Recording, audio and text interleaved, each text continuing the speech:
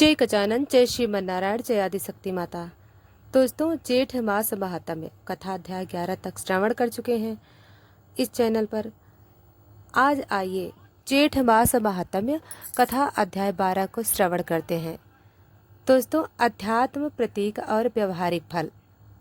दोस्तों, हमारी हर भक्ति वीडियो आप तक पहुँचे, इसके लिए वीडियो को लाइक और चैनल को सब्सक्राइब करें और कमेंट में हमें ज़रूर बताएं कि कथा आपको कैसी लगी।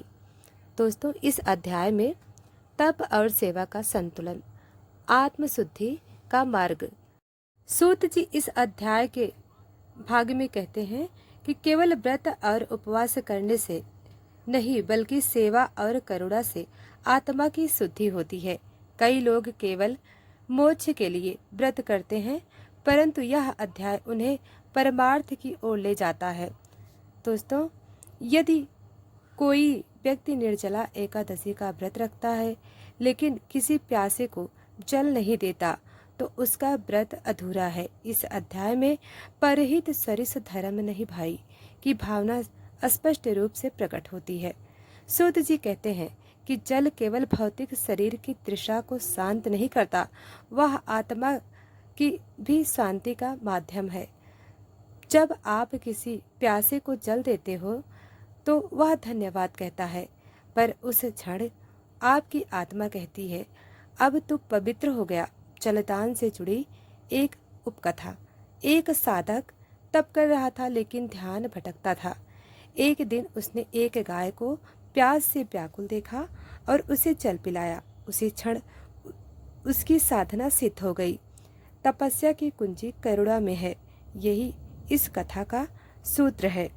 सूत जी यह भी बताते हैं कि प्रकृति का उग्र रूप गर्मी एक प्रतीक है। यह हमें स्मरण कराता है कि जब संसार जलता है तब तुम जल बनो। जब जीवन में सब कुछ तप रहा हो, दुखों की आग हो, तब जो दूसरों को शीतलता दे सके वही सच्चा धर्मात्मा है। इसलिए यह मास केवल बाहरी तप नहीं बल्कि आंतरिक दया, सहनशीलता और उदारता का मास है।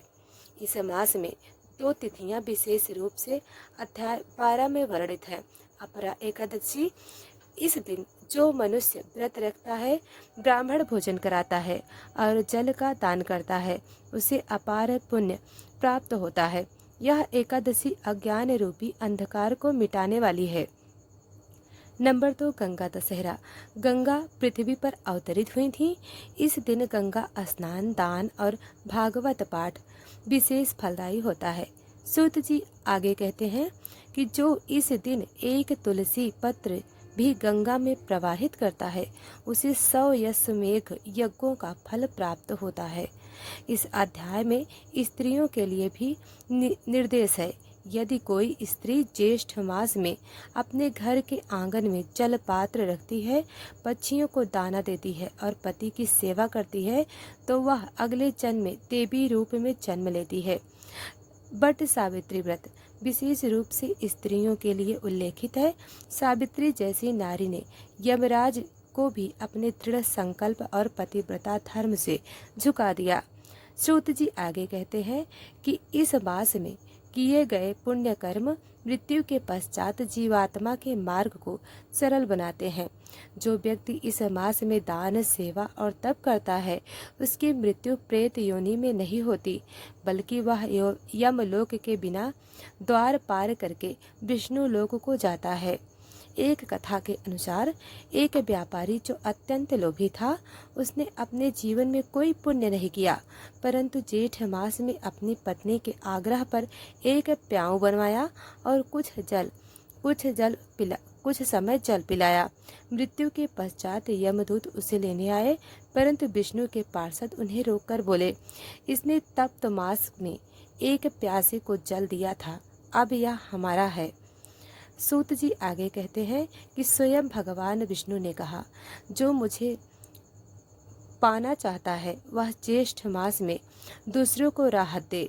जो मुझे देखना चाहता है वह एक प्यासे की आंखों में झांके। जो मेरे साथ रहना चाहता है वह तुलसी की वृक्ष की छाया में सेवा करे। इस अध्याय के अंत में सूत जी कहते हैं, धर्म केवल वेदों, मंत्रों, यज्ञों में नहीं है। धर्म है एक थका हुआ व्यक्ति जब तुम्हारे द्वार पर आए और तुम उसे एक गिलास ठंडा पानी दे दो। धर्म है गर्मी से तड़पते एक पक्षी के लिए छत पर एक कटोरी जल रखना। धर्म है अपने सुख को थोड़ा त्याग कर किसी के दुख को हल्का करना। यही धर्म है। अध्याय 12 का सार। जलदान, अन्नदान और वस्त्रदान तीनों महादान माने गए हैं। प्याऊ, वृक्षारोपण और पक्षियों की सेवा विशेष पुण्यदायी कार्य है।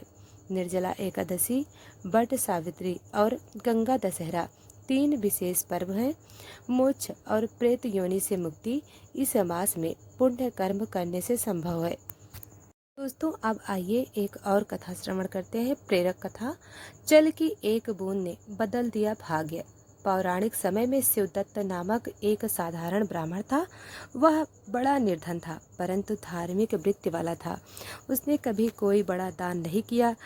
एक बार वह जंगल में एक तपस्वी से मिला जो तप के कारण अचेत पड़ा था। गर्मी की प्रचंडता से वह प्राणी मरने की कगार पर था।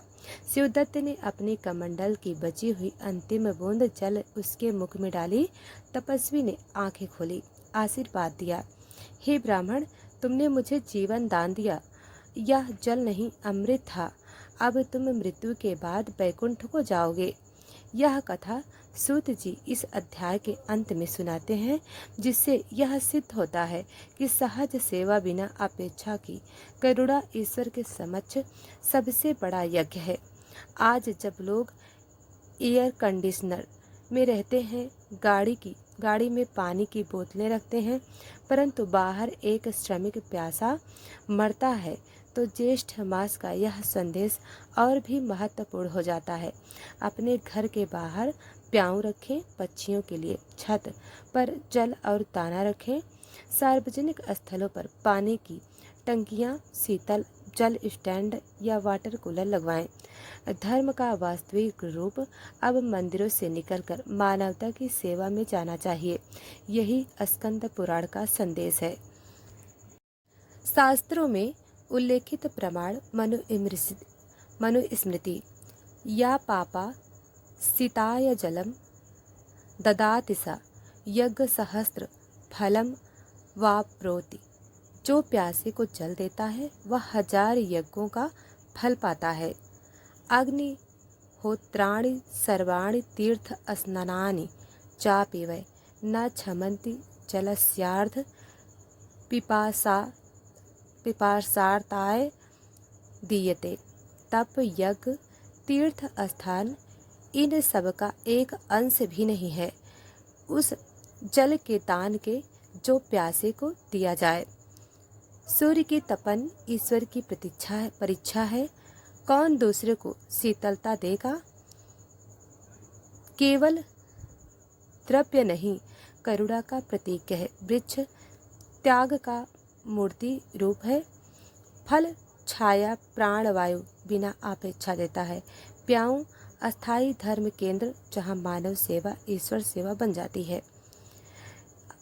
हर दिन एक अच्छा कार्य करें, जैसे किसी मजदूर को पानी देना, किसी वृद्ध को छाया में बैठाना, किसी गरीब को वस्त्र देना। संयम रखें, अनावश्यक भोग, शीतल पेयों का दुरुपयोग और जल की बर्बादी से बचें। दूसरों से प्रेरित करें। बच्चों में दया और सेवा के संस्कार डालें। यह अध्याय केवल धार्मिक नहीं, सामाजिक क्रांति का दस्तावेज है। यदि हर व्यक्ति ज्येष्ठ मास में एक प्याऊ बनवाए, 10 वृक्ष लगाए, 5 गरीबों को वस्त्र दे, तो समाज में गर्मी से नहीं, दरिद्रता, प्यास और असंवेदनशीलता से राहत मिलेगी। अंत में सूत जी कहते हैं, न तपो न यज्ञो न व्रतो न जपः परोपकारा धर्म मेषु श्रेष्ठतमः। तप, यज्ञ, व्रत, जप, इन सबसे बड़ा धर्म है परोपकार। शीतलम देहि में नित्यम तप्ते मासु च सूर्यजे भवदान प्रियो देव नमस्ते नमो नमः। हे प्रभु, इस तप्त मास में मुझे शीतलता देने वाला बनाओ, दान प्रिय और करुणामयी बनाओ।